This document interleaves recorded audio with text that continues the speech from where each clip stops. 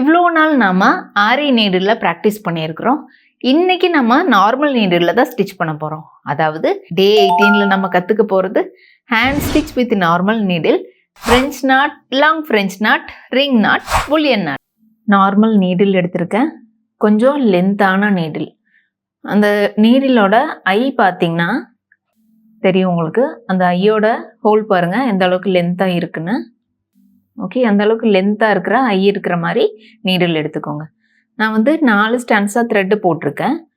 அதை 2ஆக மடித்து போடும்போது உங்களுக்கு 8 ஸ்டான்ஸாக த்ரெட்டு இருக்குது. ஓகே, இந்த மாதிரியே எடுத்து ஃபஸ்ட்டு இன்றைக்கி நம்ம பார்க்க போகிறது ஃப்ரெஞ்ச் நாட். ஃபஸ்ட்டு நீடில் எடுக்கிறேன். எடுத்துட்டு லெஃப்ட் கையில் அந்த த்ரெட்டை ஹோல்ட் பண்ணிக்கோங்க. நீடில் ஒரு சுற்று சுற்றணும். லெஃப்ட் கையில் த்ரெட்டு ஹோல்ட் பண்ணிக்கோங்க. அந்த த்ரெட்டை ஒரே ஒரு சுற்று எங்கே ஸ்டிச் பண்ணணுமோ அதுக்கு பக்கத்துலேயே நீடில் குத்திட்டு அப்படியே கீழே இறக்குறேன். அந்த த்ரெட்டை விட்டுறாதீங்க, லெஃப்ட் கையில் இருக்கிற த்ரெட்டை விடக்கூடாது. அப்படியே பிடிச்சி டைட்டாக பிடிச்சி ஓகே, அவ்வளோதான், லாக் பண்ணிட்டோம். இப்போ ஒரே ஒரு நாட்டில் ஃப்ரெஞ்ச் நாட் போட்டுட்டோம். ஓகே, இப்போ டபுள் நாட். நீங்கள் சுற்றும் போது கொஞ்சம் ஃப்ளாட்டாக சுற்றணும். மேலே மேலே வர்ற மாதிரி சுற்றினீங்கன்னா லூஸ் ஆயிரும். இப்போ 2 சுற்று சுற்றிருக்கேன், பக்கத்துலேயே குத்திட்டேன் பாருங்கள். அந்த த்ரெட்டை மட்டும் விட்டுறாதீங்க, லெஃப்ட் கையில் இருக்கிறது அப்படியே விட்டுட்டு அவ்வளோதான். இப்போது 2 சுற்றி சுற்றி ஃப்ரெஞ்ச் நாட் போட்டிருக்கோம். இதுவே 3 ரவுண்டு சுற்றியும் ஃப்ரெஞ்ச் நாட் போடலாம். லெஃப்ட் கையில் த்ரெட்டை மட்டும் கரெக்டாக ஹோல்ட் பண்ணிக்கோங்க. அது லூஸ் ஆயிடுச்சுன்னா அந்த நாட் மேலே வந்த மாதிரி வந்துடும், அப்புறம் லூஸ் ஆயிரும் ஸ்டிச்சு. அதே ப்ரொசீஜர் தான்.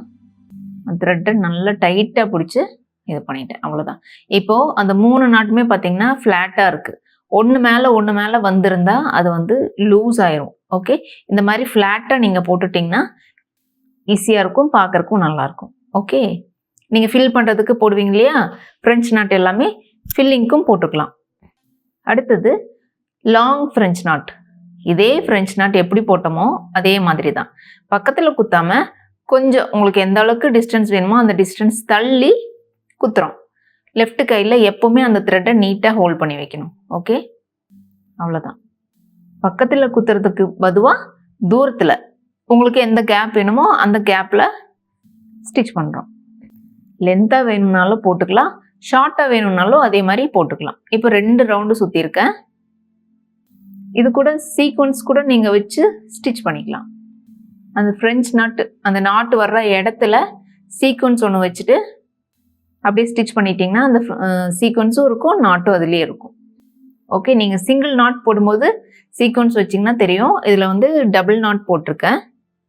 அதே மாதிரி இந்த லாங் ஃப்ரெஞ்ச் நாட்டை 3 ரவுண்டும் சுற்றி போட்டுக்கலாம். லெஃப்ட் கையில் இருக்கிற த்ரெட்டை மட்டும் எப்போவுமே விட்டுறக்கூடாது, அவ்வளோதான். ஓகே, லாங் ஃப்ரெஞ்ச் நாட் இப்படி தான். இப்போது கீழே நாட் போடுறது எப்படி போடணும்னா, நம்ம நார்மலாக முடிச்சு போடுவோம் இல்லையா, அதே மாதிரி போடணும். டைரெக்டாக போடாமல் ஆல்ரெடி போட்டுக்கிற ஸ்டிச்சில் இருந்து எடுத்து அப்படியே போட்டு நாட் போட்டுடலாம். நான் பண்ணுறேன் பார்த்தீங்களா, இந்த மாதிரி ஒரு 2-3 தடவை நாட் போட்டுக்கலாம். யூஸ்வலாக போடுற அதே நாட்டு தான். ஏன்னா மற்றதுக்கெல்லாம் நம்ம செயின் ஸ்டிச் போடும்போது போடுவோம் இல்லையா, இது நார்மல் நீடில் போடுறனால நார்மலாக நாட் போட்டால் நிற்காது, மேலே இருக்கிற ஸ்டிச்சஸ் எல்லாமே லூஸ் ஆயிரும். அதனால் இந்த அளவுக்கு டைட்டாக போட்டுட்டு த்ரெட்டை கட் பண்ணிவிட்டு, இது சில்க் த்ரெட் அப்படிங்கிறனால லூஸ் ஆகி சம்டைம்ஸ் பிரிஞ்சிரும். அதுக்கு என்ன பண்ணணும்னு பார்த்தீங்கன்னா, கம் போட்டு அந்த த்ரெட் எல்லாத்தையும் ஒன்றா வச்சு ஒட்டிடணும். அப்போ அந்த கம்முக்கு நல்லா ஒட்டிடும். உங்களுக்கு த்ரெட்டு சம்டைம்ஸ் லூஸ் ஆனாலும் பிரிஞ்சு வர்றதுக்கு வாய்ப்பில்லை. கம் போட்டு ஒட்டிட்டிங்கன்னா அது அப்படியே இருக்கும், பிரிஞ்சு வராது. ஓகே, அவ்வளோதான். ஸோ கொஞ்சம் லூஸ் ஆயிடுச்சு, இன்னும் கொஞ்சம் நல்லா டைட்டாகவே நீங்கள் ஸ்டிச் பண்ண வேண்டியிருக்கும். அடுத்தது நான் எம்ப்ராய்டரி த்ரெட் எடுத்திருக்கேன். ரிங் நாட் எப்படி போடுறதுன்னு பார்க்கலாம். எல்லாமே ஒரே மாதிரி தான் போடுவோம். இதில் என்னென்னா, அந்த த்ரெட்டு லெஃப்ட் கையில் இருக்கிற த்ரெட்டை கொஞ்சம் லூஸ் பண்ணியிருக்கேன் பாருங்கள். அந்த ரவுண்டு எனக்கு எந்த அளவுக்கு ரவுண்டு வேணுமோ அந்த அளவுக்கு லூஸ் பண்ணியிருக்கேன். இப்போது அந்த ரவுண்டை பிடிச்சிக்கோங்க. பிடிச்சிட்டு அந்த த்ரெட்டை அப்படியே பொறுமையாக ஒரே ஒரு சுற்று தான் சுற்றிருக்கேன், இழுத்துட்டிங்கன்னா அந்த ரவுண்டு மட்டும் மேலே இருக்கும். ஃப்ரெஞ்ச் நாட் எப்படி போட்டோமோ அதே மாதிரி தான். லெஃப்ட் கையில் இருக்கிற த்ரெட்டை லூஸ் பண்ணி ரிங் வர்ற மாதிரி லூஸ் பண்ணி உங்களுக்கு எந்த சைஸுக்கு வேணுமோ அந்த சைஸுக்கு த்ரெட்டை லூஸ் பண்ணிவிட்டு நாட் போட்டிருக்கோம். இந்த French not, long French not, ring not எல்லாமே ஒரே ப்ரொசீஜரில் தான் வரும். சின்ன சின்ன டிஃப்ரென்ஸ் மட்டும்தான். ஃப்ரெஞ்ச் நாட் ஒரே இடத்துல லாக் பண்ணுவோம், லாங் ஃப்ரெஞ்ச் நாட் கொஞ்சம் தூரமாக தள்ளி போடுவோம். இந்த ரிங் நாட் மட்டும் அந்த த்ரெட்டை லூஸ் பண்ணி நம்மளுக்கு தேவையான ரவுண்டுக்கு லூஸ் பண்ணி நாட் போடுறோம். அவ்வளோதான் டிஃப்ரென்ஸ். இதை நீங்கள் சில்க் த்ரெட்லேயும் யூஸ் பண்ணிக்கலாம், எம்ப்ராய்டரி த்ரெட் இருக்கும் இல்லையா, அதுவும் யூஸ் பண்ணிக்கலாம். உங்களுக்கு என்ன சைஸுக்கு வேணுமோ பெருசுலேருந்து சின்னது வரைக்கும் போட்டுக்கலாம். ரொம்ப சின்னதாயிருச்சுன்னா அப்புறம் அதை பார்க்கும்போது ஃப்ரெஞ்ச் நாட் மாதிரி இருக்கும். இந்த அளவுக்கு சின்னது போட்டிங்கனாலும் ஓகே, நீட்டாக இருக்கும். ஓகே, ஸோ ஸ்மால், மீடியம், பெரிய சைஸ். இதை விட பெருசு போனால் கொஞ்சம் ஆடாக இருக்கும் பார்க்குறதுக்கு. ஸோ இந்த அளவுக்கு ஸ்டிச் பண்ணிங்கன்னா போதும். இப்போது புல்லியன் நாட் எப்படி போடுறதுன்னு பார்க்கலாம். அந்த சைட்லேருந்து த்ரெட் எடுத்து உங்களுக்கு எந்த கேப் வேணுமோ அந்த கேப், அந்த த்ரெட் எடுத்ததுக்கு ஆப்போசிட்டில் எந்த அளவுக்கு தேவையோ அந்த அளவுக்கு கேப்பில் எடுத்துட்டு அந்த ஃபஸ்ட்டு ஸ்டிச் பண்ணன இடத்துல அந்த நீடில் கொண்டு போகிறோம். கொண்டு போயிட்டு பாருங்கள், வெளியில் எடுக்கல, பாதி நீடில் வச்சுருக்கேன். இப்போ அந்த கேப்புக்கு எவ்வளோ சுற்று தேவையோ அந்த அளவுக்கு சுற்றிக்கலாம். 4, 5, 6 சுற்று போதும்.